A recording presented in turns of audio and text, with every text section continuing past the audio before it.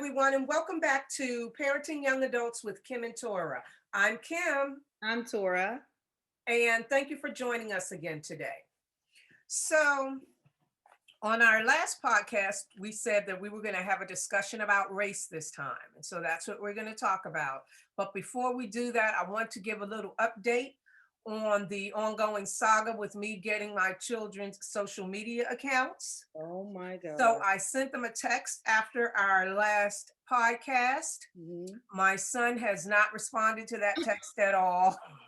And my daughter sent me a text back saying, "Wow, mom." What? So I don't know What? how I feel about it. On the one hand, I'm like, I really don't care. I haven't had it all this time and they're just fine. On the Right. other hand, I'm like, I don't know. Maybe I should know. So we're going to see. I'm going to think about it and actually talk to them because I haven't had conversations with Right. either. Right. And then we'll see. And I'll give you guys an update next time, I think next they week, should do maybe. it because my thing is this: if they can't, if mom can't know, then who else should know?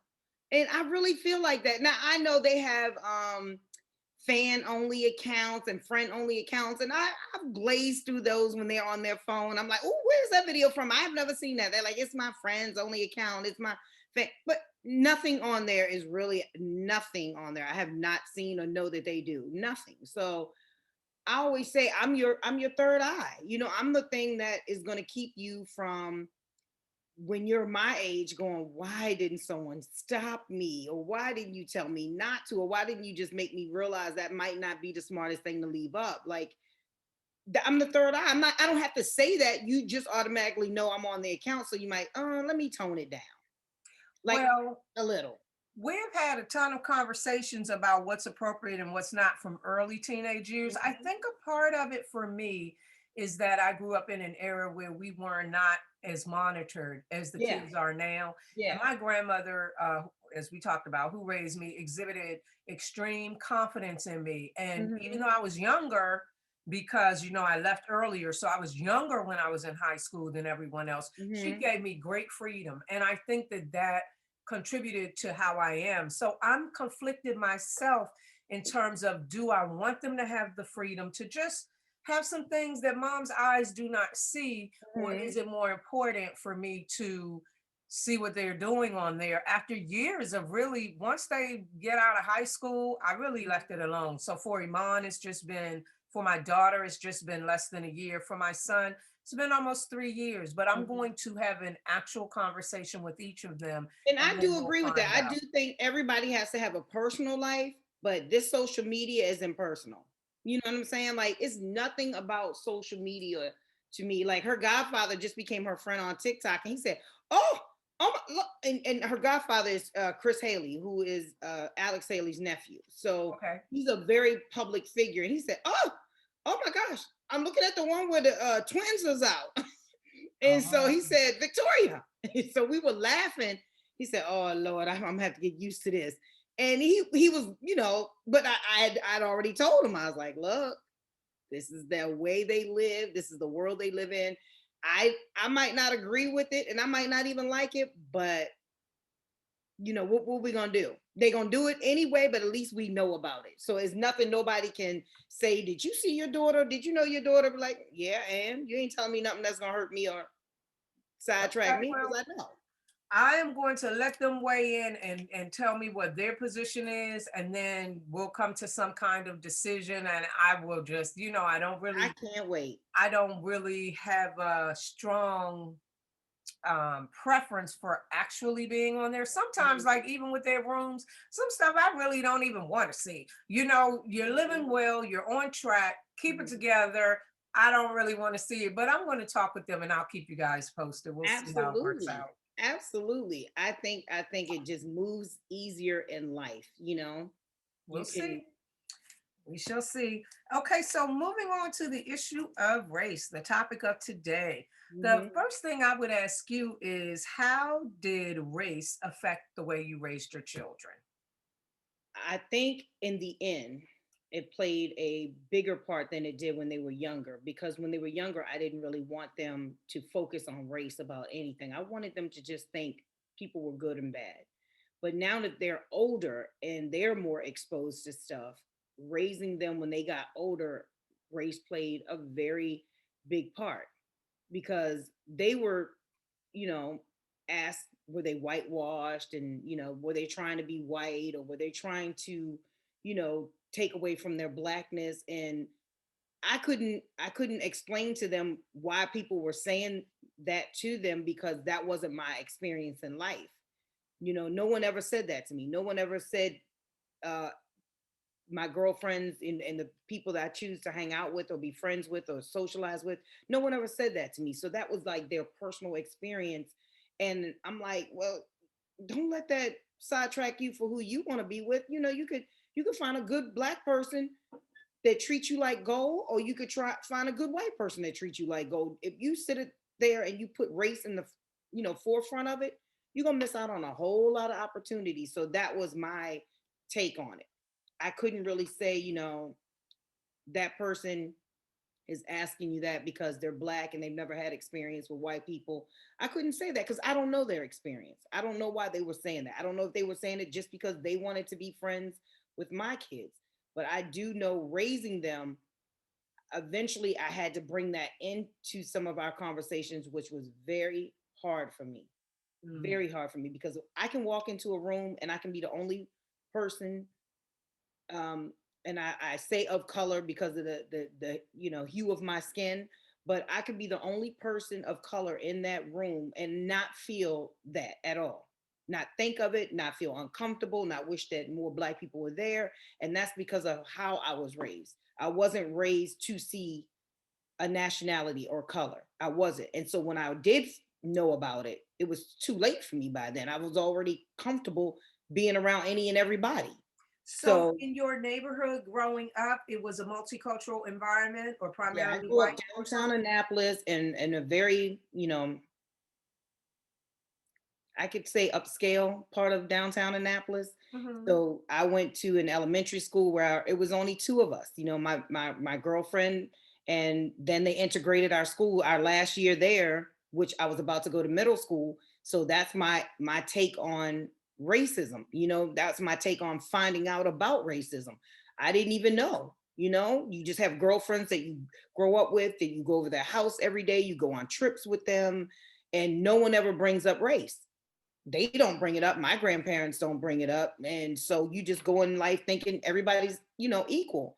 And then when you find out like there's some speed bumps that some people have put into place, so another race of people either can't move as fast or can't move as efficient, then that's when I think it makes parenting difficult. Because when you say,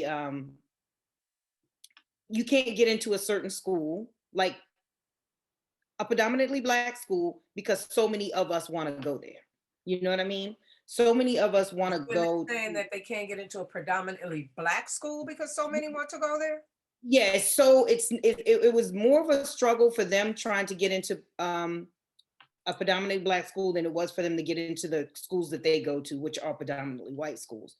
And I Okay. found out that it was reversed when, if the white kid wanted to get into like a Howard, it was easier for him. And I'm like, I could not believe that life was set up like this.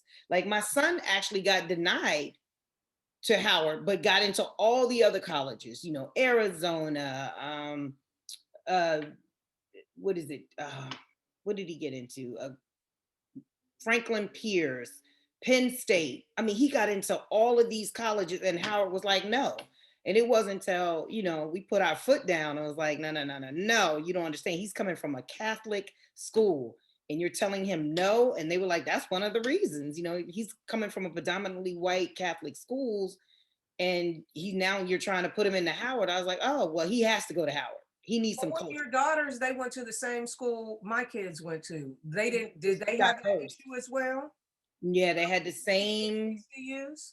Yeah, they had the same problem. They got denied all the HB. They applied to three, and all three denied them. But all the other ones, off the chain, got in off the back break. Like My son goes to an HBCU, and my daughter uh, was supposed to go to an HBCU, but she actually goes to a It's a PWI, but it's I forgot what they call it because there's a large percentage of blacks there. So there's some other little term in between.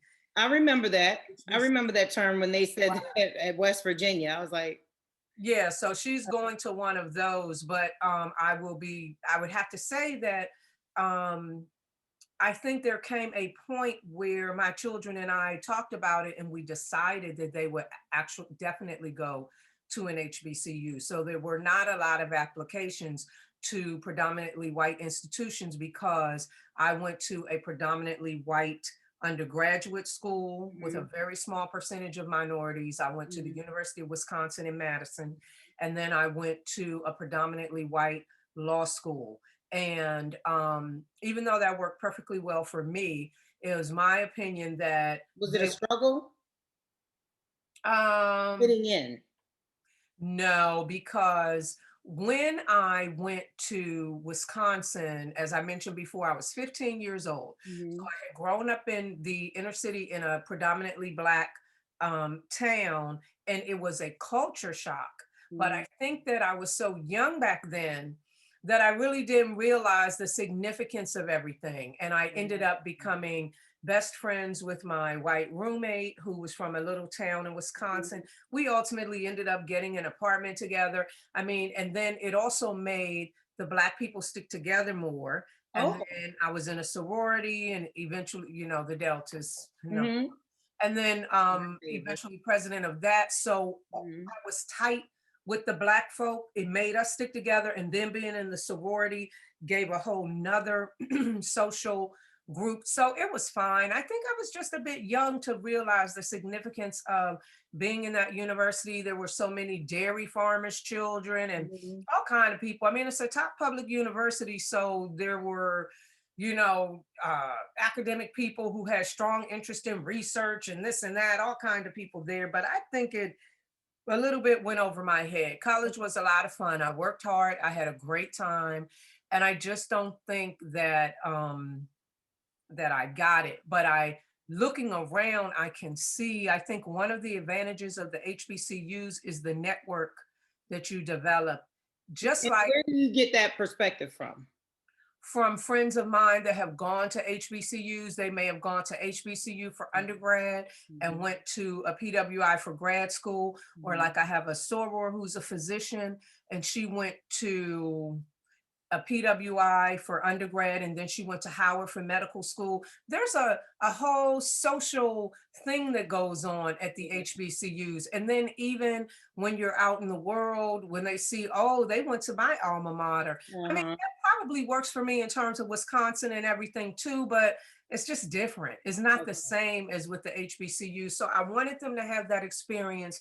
And also at this time in our history, with everything that's going on in this country, I mhm, wanted them to go and be around their people in an environment that's nurturing. And that's another point. Wisconsin is a humongous university. mhm, So your lectures would have like 150 people. They don't care if you come or nobody's taking your attendance. mhm, This was my experience. It may be different now. The mhm. lectures were different from the material we learned in the books.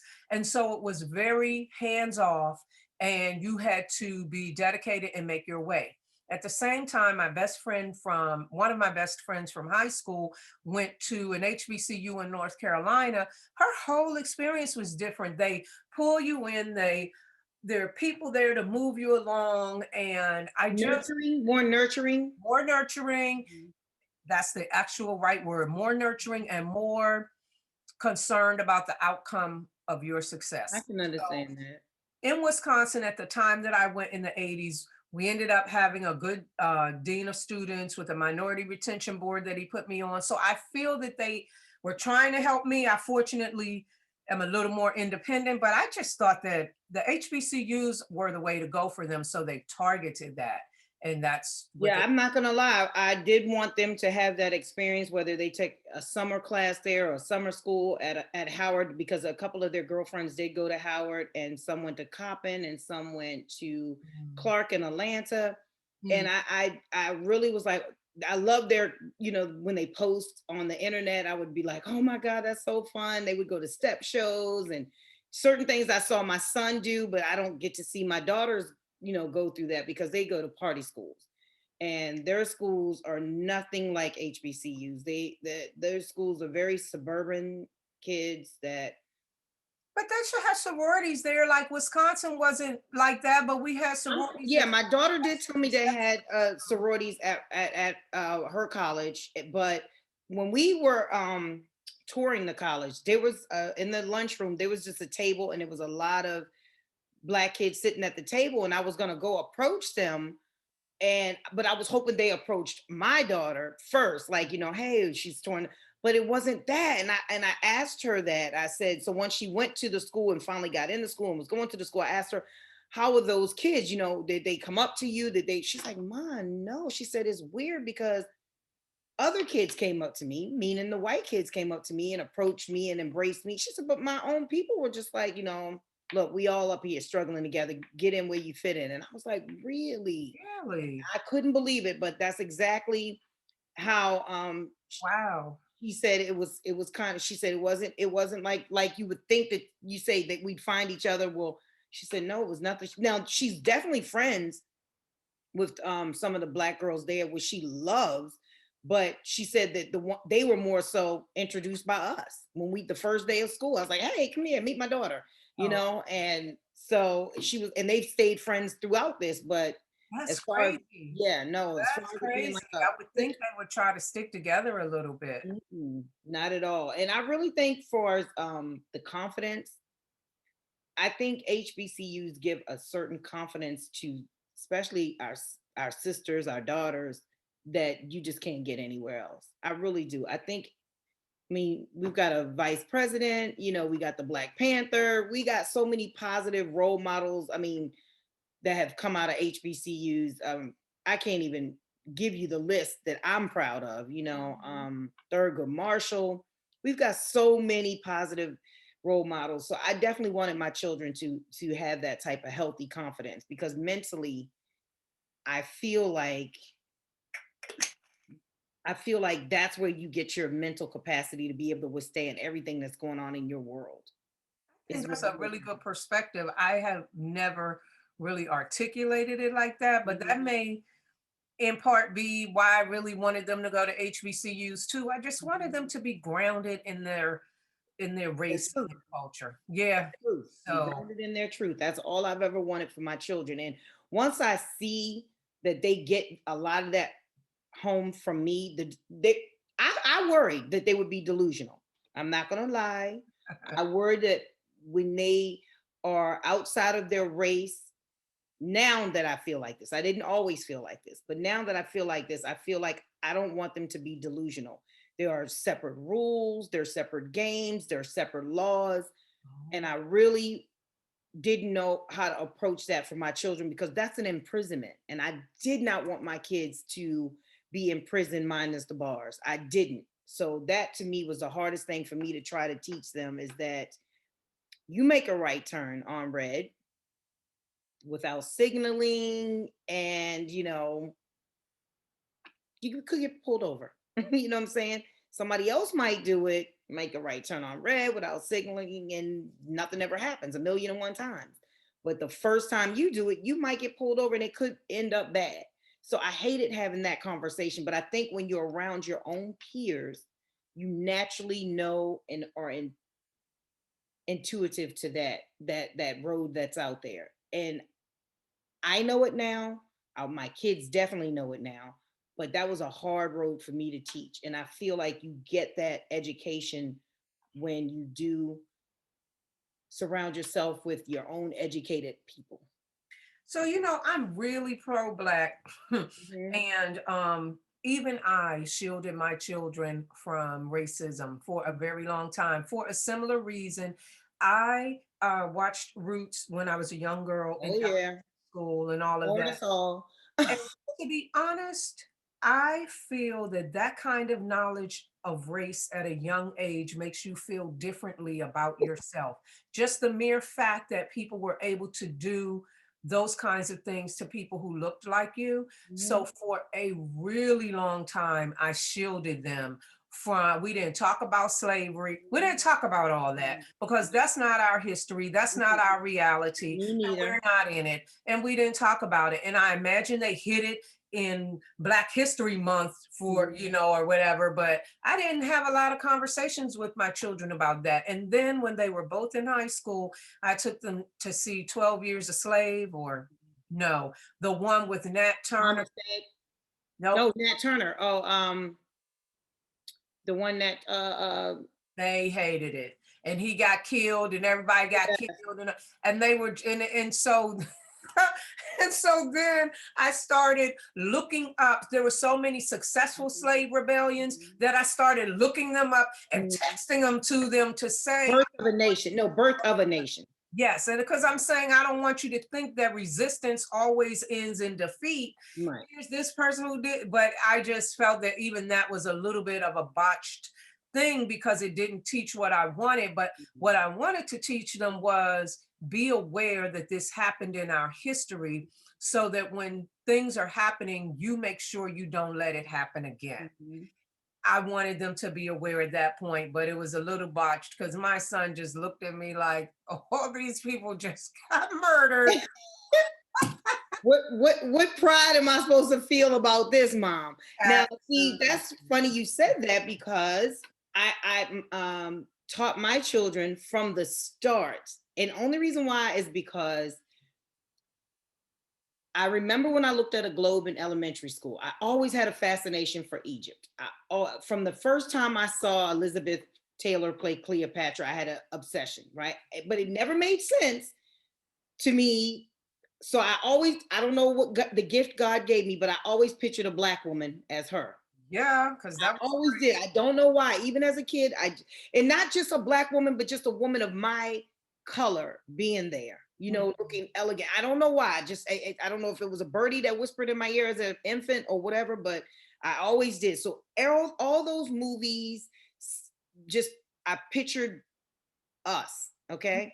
So when my son started growing up, I gave him that knowledge. I started saying, well, Egypt is hot, and a lot of people couldn't really live there. So maybe the history got distorted. But this is so he immediately dove into our history, feeling like Egypt was, our thing. And then some years later, I looked at a globe and Egypt was in Africa, but it wasn't in Africa when I looked at it in elementary school. And I'll never forget that. Because it's always been in Africa, even though they try always been in Africa. But when I was in grade school, Egypt was not on our globe in Africa. And so I couldn't wait to buy a globe, and I bought the biggest one we could find, and I circled it, and we still have it. And I've always showed my children from when they were, Egypt is in Africa. Egypt is in Africa. We are kings, we are queens.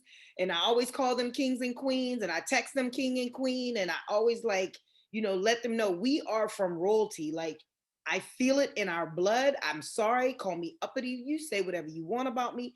We were birthed in royalty. And I've always installed that in them. And I've never started our history with slavery ever. Well, I talked to Africa, to them about Africa. I've been to Africa, so we were living here, and I had to get people to watch them when I left and went to the continent. What? So they know about that. I'm like so pro-Black. They know about all that, but I just held back the news of slavery. And it's so interesting because for the reason I said, but it's so interesting what you said about Egypt not being in Africa. Broke my heart. Broke my heart. Other big distortion is that the continent of Africa is apparently as big as all the other continents combined, but when they write it on the globe, they distort it, so we never see it that way. So I'm okay with it now. I'm okay now that I don't listen anymore. I'm okay. They say believe half of what you see and nothing of what you hear. I'm so okay with it, because even now they're saying they're finding artifacts that are rewriting the history, but they're not rewriting it the correct way again. It's like, no, you can't keep going this route. The common sense doesn't make, like, I can sit on the beach all day and my skin won't peel or burn. Stop it. And you know what? I saw a meme recently that says, stop digging up our, like archaeologists made a new find. They were like, stop digging up our ancestors and let them rest in peace. Stop digging them up. need it can't it can't be like that because you know, now that the truth is out there, I think there's a power that be that's trying to say, but where are we? And you're not there because you weren't there. You know, right? you weren't part of that. I don't know what part you were. I'm only talking about the part where I know of Africa. You weren't part of that. It's no way you could be. You know, everybody can move wherever you want. You can settle wherever you want. You can migrate. You can discover. You can do whatever you want to call it. But you know, you can't be a part of African history Right, in that because way, they and were not. not in a That's royalty way. You know, so. not in royalty. So, what views do your children have on race now, given the So, way that they were raised and the experiences that they had? in the way that they were raised and the way that they handle it is they go through life feeling only like they want to be happy.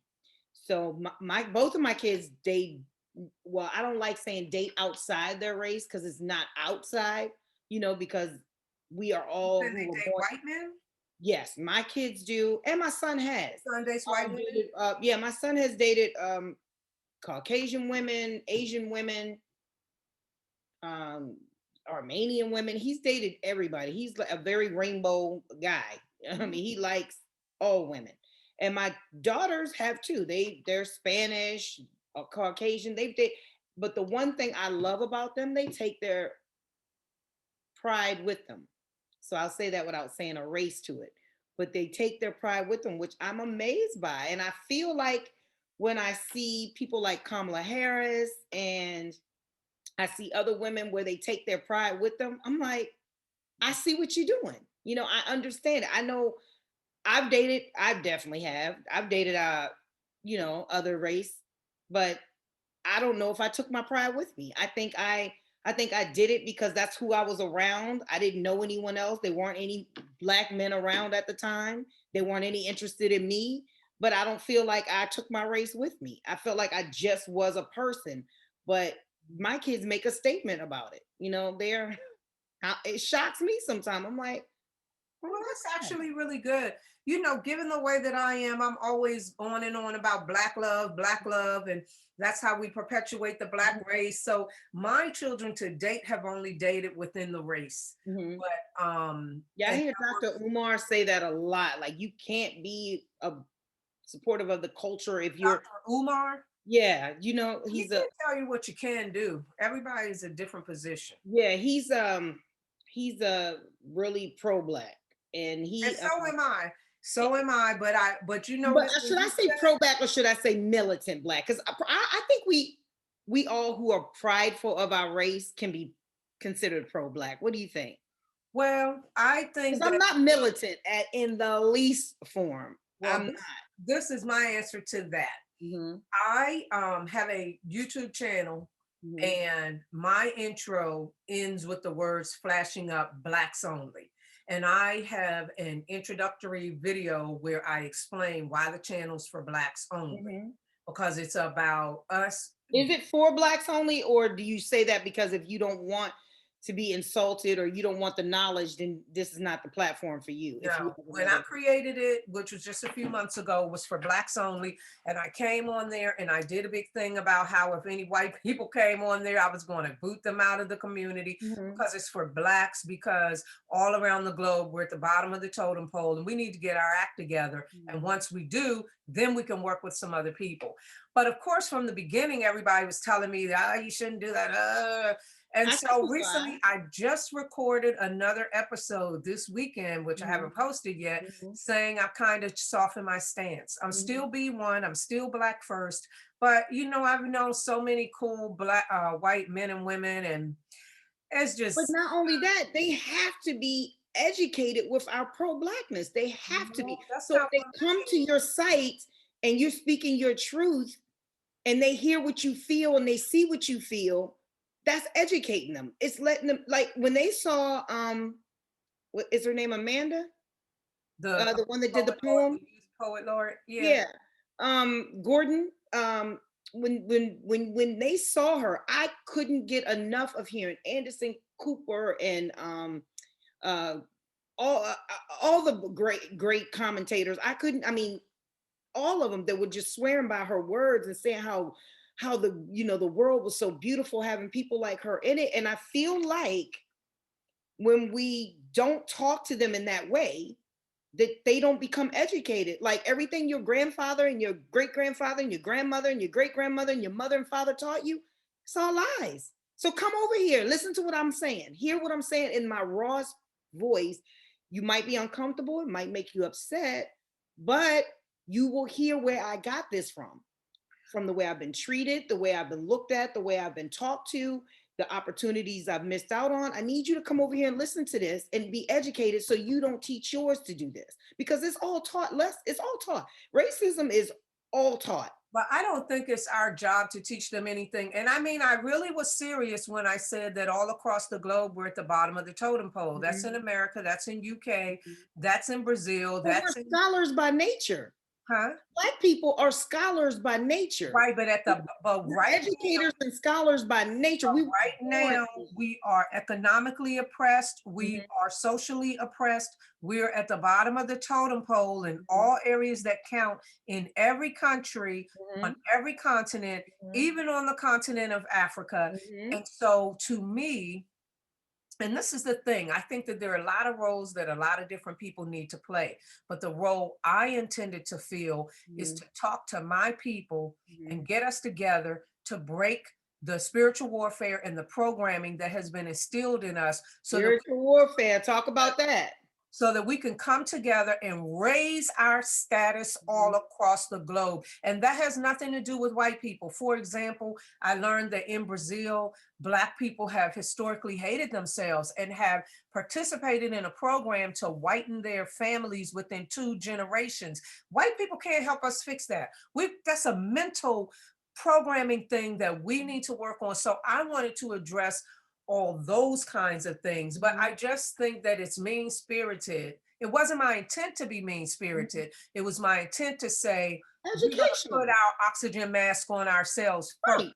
Right. Then we'll relate to you Yeah, only but for this channel. Because I do, but with that same scenario, putting the oxygen mask on ourselves first, they can watch us do it, see how we do it, and understand why we're doing it, and learn that way. how does your husband feel about the racial issues and your daughters dating and your children dating non-blacks and all of that? Is he on a page with you? Well, I believe that he doesn't say anything at all because he wants to go along to get along. So Okay. he doesn't say anything, not about, why don't you, see a nice young Black man? You can't find it. He doesn't say anything. He's more so just if they're safe and the person is treating them right and they're treating them, with dignity and respect, then he's all for it. Okay. And I think he wants to just try, like I say, to go along, to get along, to fit in, because he doesn't have anything. He doesn't say anything at all about it. He Now, don't other talk people about around feathers. though, he's got male friends that'll say stuff like, "Do they date Black men? Or do they even have they ever How dated?" does he respond to that sort of thing? He said, I've heard him say, pretty much they date whoever they want. I don't care, as long Way to as think about it. he say the typical Yeah. thing, long as ain't nobody putting their hands on them.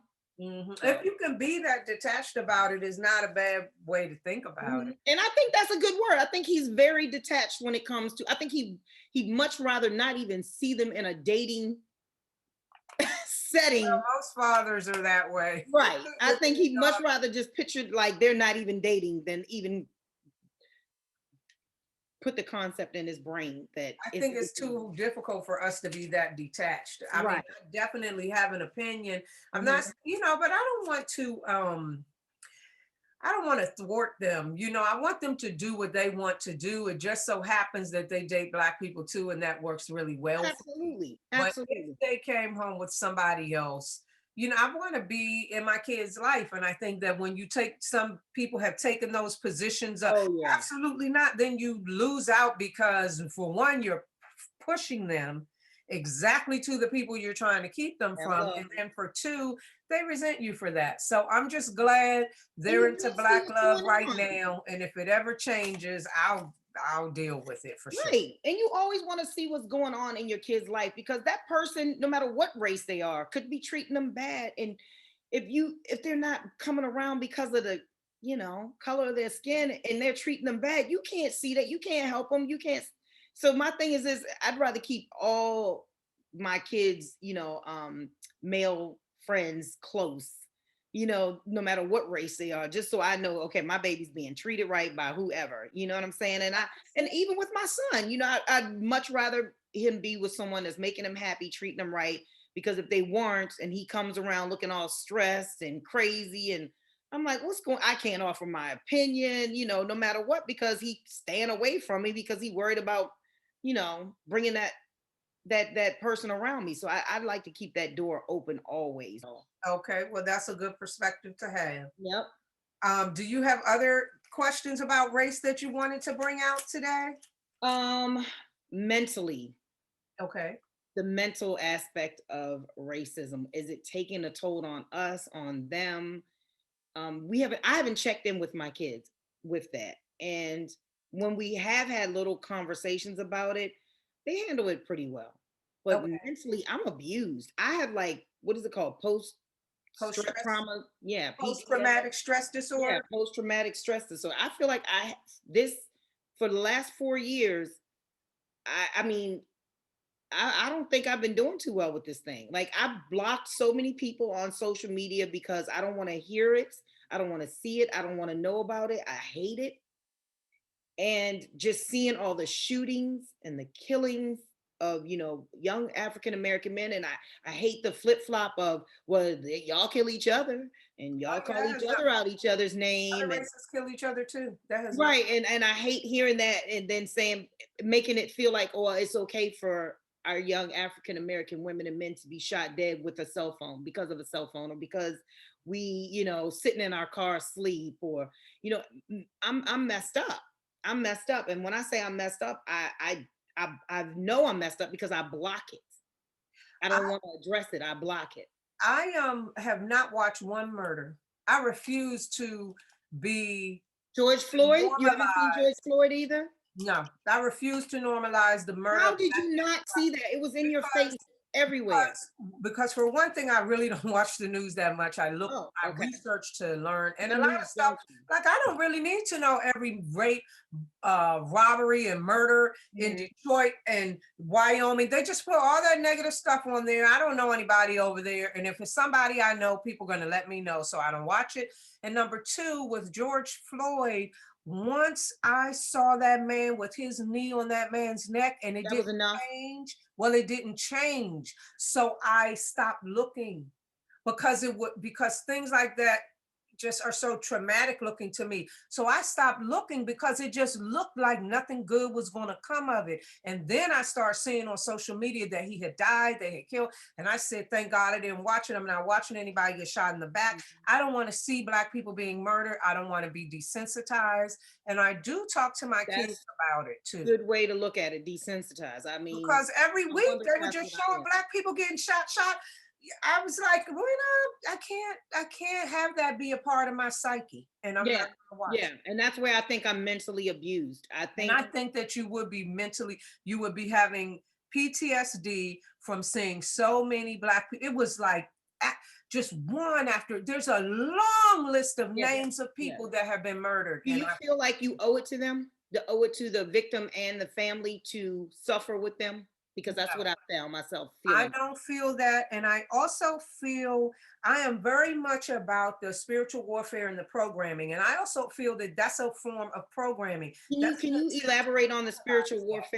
warfare part of it? That's Oh especially man, spiritual part. Because we will have to have another conversation about that because it's a let's do that. big construct that they have used against us. It's a part of white supremacy, and that's why we're at the bottom everywhere. And and it becomes a part of our mindset, like that thing I was telling you about Brazil. It becomes Mhm. a part of the way Black people think. So then you don't even have to victimize us anymore. We've ingrained it and we're doing it ourselves. So Uh-huh. that's Mhm. why I wouldn't watch that because to me it was too frequent, too coincidental that all of a sudden every week somebody's got to get killed by a cop. It seems Mhm. to me that you're Do you trying. think it was always happening, but now that we got cell phones, we see it more, or do you think it was definitely people were on a roll Like, let's take advantage of this opportunity to hurt someone and kill someone. And we know that it will be like nothing, like a slap on the wrist. I think it was both. I think that it has always been happening. I think that when we look back to gangster rap and stuff from the West Coast, they were talking about the police brutality. I think that we learned that the Black Panther was created to protect people from police brutality in Oakland. So I think it was always happening, Mhm. but and we just didn't know it because the world wasn't as connected as it is now. We didn't hear But it and we didn't see it, so we didn't know it. I get it. so we didn't, yeah, we didn't see the all those instances, but Black people knew. When you talk to the older Black folk, they always knew. I saw a sign from, I have posted it on Instagram from like 50 years ago Mhm. saying stop the police brutality of Black people. And it was Black people with the sign. So it was the I same, saw that. I yeah, saw that. the I same saw thing is Ruby going D and on. Ozzy Davis holding up a sign about how the government is, doing stuff and after us. And I have it actually saved in my phone. I'll send it to you. But I have them with the picture and a sign. And my daughter just asked me last night. That's why it was. She's like, "Mom, who are these people?" And I said, Oh "You my, don't know who they are, and you want to be an actress? That's Ozzy Davis and Ruby D. You need to know them. They were part of the struggle. They were great actors and activists." And mhm. when you read the sign, it's like it's still going on It today. And they looked were just like young. it could be relevant to, and they're both, is Ruby Davis still alive? Ruby has passed on. She has She's passed on passed too, on. but I know had passed on before Mhm. her. Yeah. And yeah, it's been going on a long time. But I also think that recently it was some kind of agenda to Mhm. show us. I mean, just every time you turn around. Then Yeah. when it got to Breonna Taylor and she was in her own house and that Mhm. other guy Mhm. whose family hugged the murderer, Mhm. they it started being even in your own home. It Yeah. felt like an agenda to me. Okay. It's so Okay. I think it was a little bit of both, but um, it's hard to avoid, and your kids are seeing it. My kids Mhm. saw that, the people are talking about it. I know they felt a way. I've tried to talk to them as much as possible. Mhm. And we can't really shield them from what's really happening. So it just gets And you difficult. don't want them to feel like they're a number. And that's one thing that I was always worried about. That's one thing that put me in a mental stupor, is that I didn't want my kids thinking, am I a number? Am I a number? Because it seems like that's all it is everybody numbers getting called. And Wow. I always wanted to know, do you have the right tools to come home? Do you have the right tools, or does that even matter anymore? Some Does it? of it's blessing, do you think? Some Mhm. of it's just not getting stopped, not having things happen. Yeah. I mean, I don't know. I mean, I think it's a really tough situation. You can Hmm. give them, it seems to me that there are times when having the right tools will save the day, Hmm. but there are other times when, no matter, based on the stuff they showed and talked Hmm. about, no matter what you did, it just was not going to be a good result. Well, for my last thing that's been picking at me, I want to know, do you think financially, being rich, being poor, being middle class, do you think that holds any weight of avoiding any of this? Because this topic tonight we're on is about race, do you think your financial background could help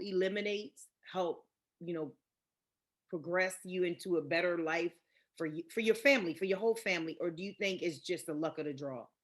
I think that, I mean, I never really thought about it, but it just Mhm. pops out to me in my mind. I think that your socioeconomic status not does, but Mhm. can insulate you from some of those issues because depending on where you live, Mhm. you're going to come up against a different kind of environment. Over Mhm. here where I am, they're not going to just be stopping you. There are a lot of affluent blacks. That's what we're used to here. That's what this county is all about. They're not going to harass you. If you're in the inner city and you're living in the projects or something, you're going to get harassed more. They're going to, that, I mean, I do think it insulates you some. I Mhm. think that for the suburban, we have all the suburban kids that just Mhm. want to be a real, well, you're not going to be insulated because you're throwing yourself into Mhm. environments where there's a different thing going on. And then I also think there's some just luck of the draw. If you're going to a concert, to the gas station, Oh yeah. taking a road trip out of town. I mean, you got to be blessed just to avoid that, you know? And I had my two situations that happened where I was when I was younger, we had a record company and I was picking up some people from the projects. And there were four men. I was picking up four guys, young guys. I should never call them men. They were young men. And I was taking them to the studio. And we got pulled over and they had guns drawn. They asked me to step outside of the car and I stepped out of the car and then I'm smiling, thinking, what the heck? I'm thinking it's a joke. In my mind, I literally thought it was a joke. It's a long time ago. And, This was a long time ago. oh, this was a long time ago. This is Okay. yeah, this was over this is way over 20 years ago because my Okay. daughter's 20, so this is way over 20 years ago. And I get out the car and I was like, "Is everything all right?" They were like, "Yeah, we got a call that this was you had drugs in the car." And I was like, "No, no, no, we're going to the studio." I said, "They are rappers and I'm taking them to a studio." And I like reached down, pulled my card out, and I was like, "Yeah, this is the studio. I'm taking them to in Laurel." And they were like, "Oh, well, we heard that this was a drug deal." I said, "I don't know anything about that. They don't do anything dealing with drugs." I was like, "I know all of them personally." So the lady cop, she comes over to me. She goes, "I went to school with you." And I was like, "You did?" She's like, "Yeah, my name is so and so." And I was like, "Oh my God, I do remember you." And I said, "No, we went to school together by default." I said, "But you and your brother and I were in the same grade." She's like, "Oh my God." So we started talking. She's like, "Okay." She gave my license. Like, "Okay, she's fine." So we left. So when I got in the car and they were like, "Oh my God," they were all nervous. I was like, "What's wrong? Why are y'all acting like we might can't even go to school? I don't even know if I'm going to think of my lyrics." And they were distraught. And I Because was of just could not believe it the kinds of because experiences of what, yeah, they but the police never even looked at them, said anything to them. I don't know. They just thought that whatever was going to happen next because they surrounded the car. It was like six cops surrounded the cars with their guns drawn, asked me to get out. And I was talking, they were like, "Well, what did they say?" I was like, "They just asked me, did I know you all? And why was I, down in your neighborhood?" And I told them I was picking you up. I pick y'all up every week to bring you to the studio. And in my mind, because this is like I said, oblivious Torah, but now I get it. Now that I've seen the internet has taught me, I've seen so much, I get it. I was literally ignorant back then. And do So you know that in this day and time, okay, you reaching for that card all of that. is different now. So It's all of different. that. I Now think of there all is of an that, and that's why I get excuse mentally me. messed up. I think race is a really complicated topic in the world and in America in particular. Oh yeah. And I would be thrilled to hear what other people think, what their take is on Mhm. the things that we've discussed. And I imagine that, excuse me, that we will definitely circle back around to race again because it comes up. It It just, comes up and is a part of our culture, our life. I pray it goes away, but as we know, it doesn't look like it's going anywhere anytime soon. no, it doesn't. Not in the near future. No, So definitely would love to, have more topics where we can bring other opinions in and have other people tell us how did they handle a situation that they felt like, they got out of safely, but hope that their children can handle it the same way. I would love to hear more examples of that because like I said, one was over 20 years ago and I think of now, I would have been done. I yeah. would have been done. Race is always going on. And so we'll definitely come back around to it again. And if anyone would like to leave comments or share any information about how they dealt with these kinds of things, we'd love to hear it. I definitely would. And I appreciate everything, the openness, the honesty. I cannot wait to have more topics that we are eager to discuss with everyone. So Absolutely. may we have a great night, Yes. great day tomorrow. Thank you all for joining us. And Torah will be back next time.